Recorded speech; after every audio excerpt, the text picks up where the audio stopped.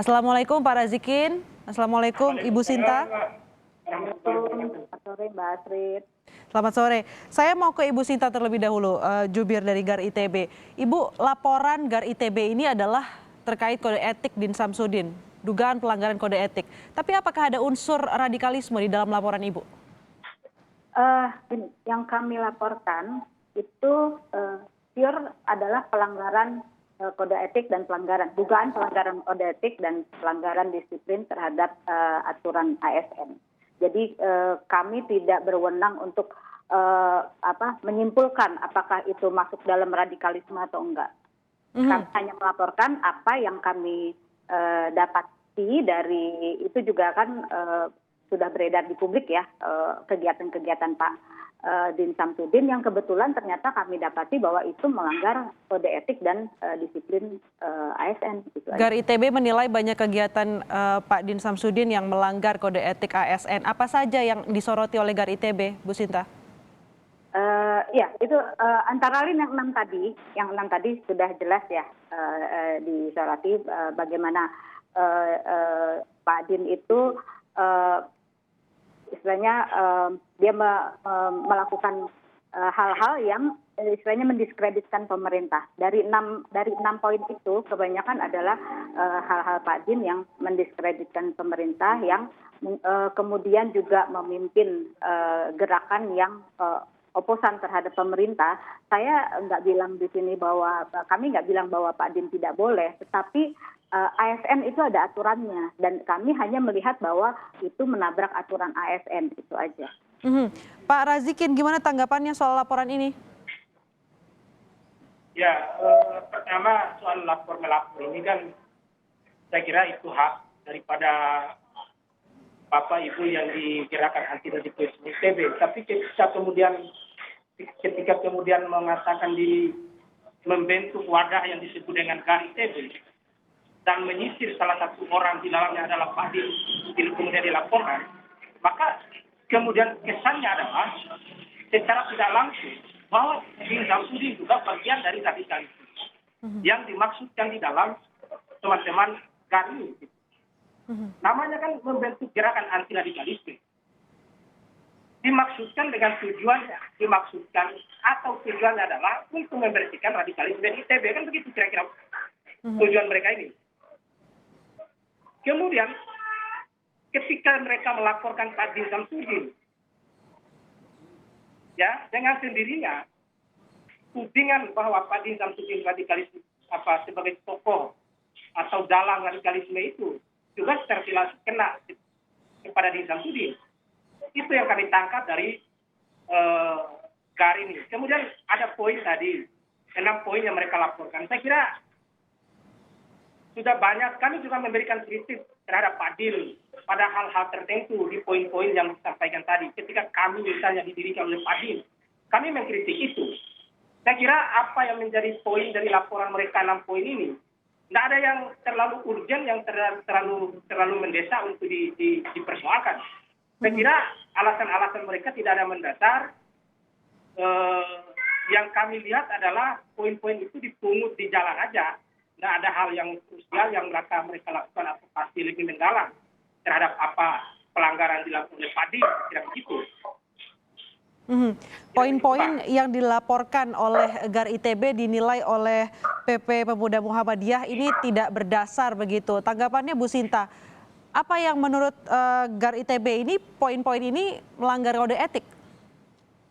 Begini, mungkin saya perlu menanyakan dulu ke Pak Razikin, apakah Pak Razikin sudah pernah membaca keseluruhan surat yang GAR ITB laporkan kepada KASN? Saya sudah baca poin-poin itu yang sudah beredar di media, ya. Saya sudah baca soal dasar hukum dan seterusnya, kita bisa berdebat. Maksud saya begini, beberapa hari yang lalu Presiden Joko Widodo di Istana Negara menyampaikan di Hari Pers Nasional mengatakan silakan memberi kritik kepada pemerintah. Artinya apa? Presiden ingin mengatakan bahwa kita harus mengakhiri perdebatan-perdebatan tidak mendasar ini. Kita harus mengakhiri cekcok-cekcok yang tidak mendasar ini. Kita harus mengakhiri lapor-melapor atas dasar like and dislike kira-kira begitu, atas dasar perbedaan-perbedaan pandangan politik. Kami di Pemuda Muhammadiyah dan di Muhammadiyah secara keseluruhan, hari-hari ini kami sangat konsen terhadap kerja-kerja sosial membantu pemerintah, kerjasama dengan pemerintah dalam persoalan-persoalan penanganan COVID, persoalan-persoalan penanganan korban banjir, dan seterusnya. Kita ingin situasi ini damai, kita ingin situasi ini tenang-tenang, kemudian muncul gerakan-gerakan sempalan seperti GAR ini, yang menimbulkan lagi soal-soal perdebatan yang tidak bermusuh di media sosial, bahkan hari sampai sekarang yang kita perdebatkan ini. Oke. Saya kira saya mendapat banyak SMS, WA dan telepon dari alumni-alumni ITB yang menurut saya mereka memberikan penjelasan detail soal siapa kelompok-kelompok gerakan anti radikalisme ini.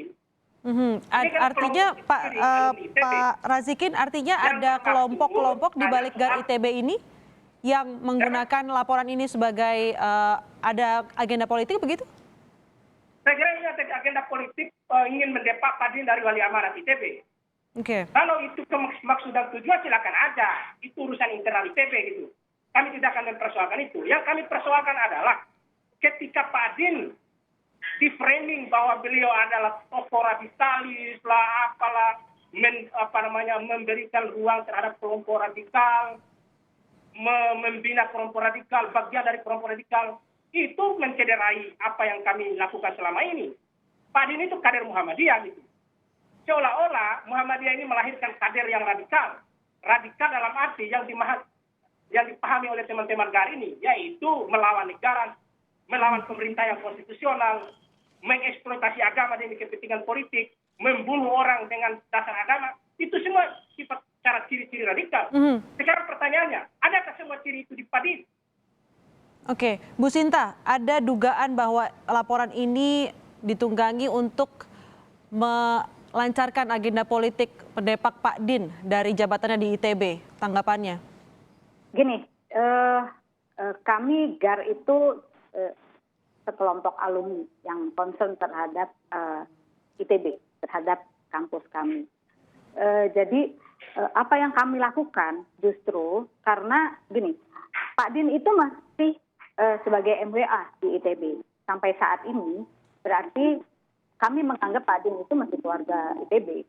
Dan kami sebagai alumni ITB, kita wajib merasa perlu menyuarakan apa-apa yang terkait dengan etik, moral, dan value bagi ITB. Dan karena kami mendapati apa yang kegiatan Pak Din ini bertentangan dengan posisi beliau sebagai ASN, makanya kami laporkan. Itu aja sebenarnya. Mengenai bagaimana opini berkembang, sekali lagi yang Pak Razikin sebutkan itu sama sekali nggak ada di surat ITB, di surat kami ya. Tuduhan-tuduhan segala macam kami nggak pernah ada nulis kayak gitu. Jadi apa yang kami laporkan adalah apa yang kami temukan di lapangan dan itu bertentangan dengan dugaan bertentangan dengan pasal-pasal dalam ASN. Dan itu pun kami laporkan. Hasilnya ya tergantung dari ASN, maksudnya dari KASN. Apakah itu dugaan kami benar, dugaan kami salah, itu kan yang memutuskan ASN. Kami nggak berhak memutuskan. Jadi karena mungkin rekan-rekan dari PP Muhammadiyah mungkin belum baca detail laporan kami, sehingga mereka mengambil kesimpulan masing-masing gitu ya. Sedangkan kami sendiri GAR itu tidak mau menyimpulkan apakah Pak Din radikal atau tidak. Kita akan bahas lebih jauh soal dasar-dasar laporan dari GAR ITB, termasuk bukti-bukti yang sudah disampaikan di laporan sesaat lagi usai jeda. Tetaplah bersama kami di Kompas Petang.